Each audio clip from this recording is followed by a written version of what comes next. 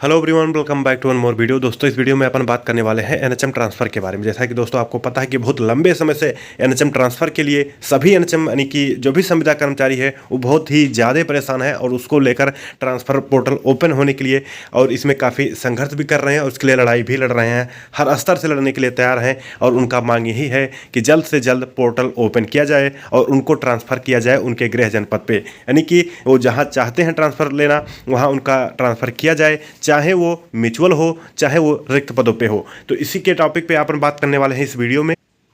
तो आइए वीडियो को शुरू करते हैं। चैनल पे हमारे पहली बार आए हैं, चैनल को सब्सक्राइब करके बेल आइकन को जरूर प्रेस कर लें, क्योंकि आप जानते हैं नर्सिंग ऑफिसर से रिलेटेड हो, चाहे वो एनएचएम सीएचओ से रिलेटेड हो, चाहे एएनएम से रिलेटेड हो, चाहे लैब टेक्नीशियन से रिलेटेड हो, ये सभी जो विभाग हैं उनकी जानकारी हमारे चैनल के माध्यम से आपको मिलती रहती है। आप एनएचएम में काम कर रहे हैं तो आपके लिए बेनिफिशियल वीडियो चैनल पर आता है। तो आइए वीडियो को शुरू करते हैं और आपको मैं बताता हूँ कि क्या कुछ निकल के आया है संज्ञान में और क्या कुछ एमडी एनएचएम का इसमें कहना है। संविदा वालों के लिए क्या अपडेट रहने वाला है, उनका ट्रांसफर कब ओपन होगा, क्या उसके लिए क्राइटेरिया निर्धारित किया गया है और क्या प्रस्ताव भेजा गया है, इसके बारे में भी हम देख लेते हैं। तो आइए के साथ अब रिक्त पदों पर भी होंगे एनएचएम कर्मियों के ट्रांसफर, ये इनकी ऐसी कुछ मांगे हैं। आपको मैं बता दूं, हेडलाइन का कहने का मतलब ये है कि आपको जरूरी नहीं है कि आपके पास म्यूचुअल होना चाहिए तभी आपका ट्रांसफर होगा। इनकेस आप जहाँ पे जाना चाहते हैं वहाँ का जो पोजीशन है या फिर कहीं सीट है वो वैकेंट है, वहाँ पे कोई स्टाफ कार्यरत नहीं है, तो वहाँ भी आप अपना स्थानांतरण करवा सकते हैं, ऐसा इनकी मांग है। तो आइए पहले पूरा देख लेते हैं कि क्या कुछ इन्होंने लिख रखा है। Bhuvneshwar Kumar bureau NHM mission निदेशक ने उत्तर प्रदेश राज्य पर चर्चा की।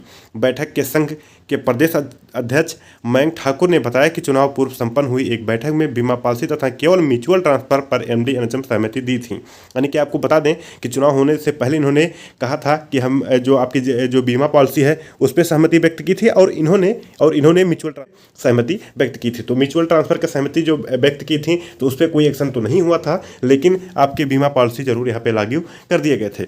आगे देख लेते हैं।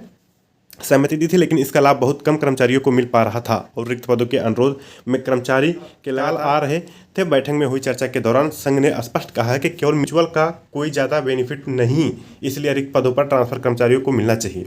ठीक, इनकी ये मांगे हैं। इन्होंने कहा है कि केवल म्यूचुअल से ही ज़्यादा फायदा नहीं होगा, रिक्त पदें हैं तो वहाँ पर ट्रांसफ़र किया जाए। ठीक है, आगे इसमें हम देख लेते हैं इन्होंने क्या लिख रखा और क्या इन्होंने क्या रखा। इसके लिए रिक्त पद पर ट्रांसफर कर्मचारी को मिलना चाहिए, जिस पर एनडी एनएचएम द्वारा पूर्ण सकारात्मक स्वीकृति देते हुए स्पष्ट कहा कि बीमा पॉलिसी 27 मार्च 2024 को लागू किया जा चुका है और तथा उस तिथि के बाद किसी भी कर्मचारी के साथ यदि कोई दुर्घटना होती है तो उसका बीमा पॉलिसी का पूर्ण लाभ मिलेगा। इसमें टर्म इंश्योरेंस लागू है, बाकी मेडिक्लेम पर भी कार्य चल रहा है। शीघ्र ही बीमा पॉलिसी में ऐड करके इम्प्लीमेंट कर दिया जाएगा। वार्षिक वेतन वृद्धि के मैटर पर एमडी मैडम ने स्पष्ट किया कि इससे किसी का नुकसान नहीं होने दिया जाएगा।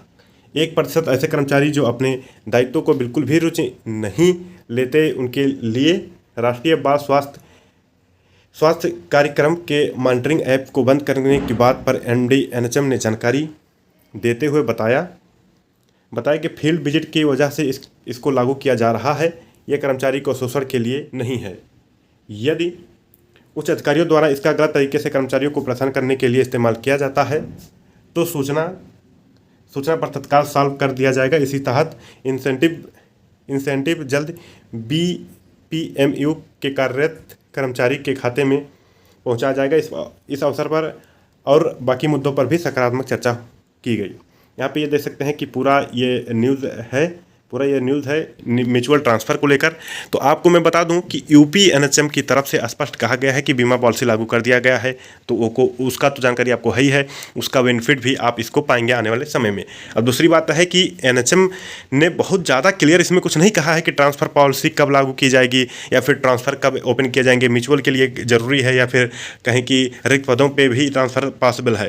यहाँ पर देख सकते हैं घुमा के बात की गई है और कुछ भी क्लियर नहीं किया गया है यूपी एनएचएम ट्रांसफ़र पॉलिसी को लेकर, यानी कि म्यूचुअल ट्रांसफर को लेकर जरा सा भी यहाँ पे कुछ स्पष्ट नहीं कहा गया है। तो अभी भी यहाँ पे हमारे ख्याल से लग रहा है कि अभी भी एनएचएम इसके ट्रांसफ़र करने के बिल्कुल मूड में नहीं है। तो म्यूचुअल ट्रांसफ़र अभी भी ऐसा ही प्रतीत हो रहा है कि जैसे अभी ओपन नहीं होगा, क्योंकि यहाँ पे स्पष्ट कुछ कहा ही नहीं गया है। जो बातें कही गई वो जो हो चुकी हैं, यानी कि जो आपको मैं बता दूं कि जो बीमा वाली बात है वो बीमा वाली ऑलरेडी इंप्लीमेंट हो चुका है, उसी को केवल इन्होंने एमडी एनएचएम ने उसको दोहराया है। बाकी उन्होंने ट्रांसफर के लिए कुछ भी इन्होंने क्लियर नहीं कहा है। तो गोल मोल में एक बार फिर से लॉलीपॉप में बता दिया गया है। आपको मैं बता दूं कि यूपी एनएचएम ट्रांसफर पॉलिसी या फिर कहें म्यूचुअल ट्रांसफर जैसे ही ओपन होगा या उसको लेकर क्या अपडेट आती है समय समय पर, उसके लिए क्या कुछ करना होगा, वो सभी काम के लिए ये चैनल, यूट्यूब चैनल आपके लिए तैयार है।